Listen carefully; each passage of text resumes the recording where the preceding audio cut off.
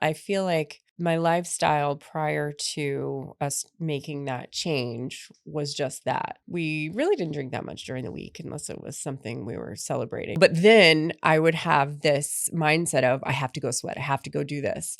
That's what kind of kept my brain in that PTSD cycle, because even though my patterns were different than they were when I was a kid, I was still keeping that like cause and effect cycle up. But Mm. when you're able to just kind of stop labeling that and just be done with it, and it's been reclusive. It's really interesting going through and talk about the labeling. I think that that is really important too, because that when you stop labeling yourself as something, like in this realm, I've stopped labeling myself as, I've been a fitness instructor for 22 years. It's like, yeah, that's something I did in my life, but it's not something I actively do now. Like It's my not who you fitness, are. it's not who I am. Right. But for so long, I was wrapped up in who I was with that Yeah. because it was all I had ever known. And I had worked so hard to put myself through college. And, I'd put so much energy into it, which is, I think, why we identify with things is we Mhm. put so much energy into something. We identify, but then when I stopped doing it as much, or I didn't have an 8-pack anymore, or like those little things would chip away at the ego part of that identification for me. And it kept me like, again, in that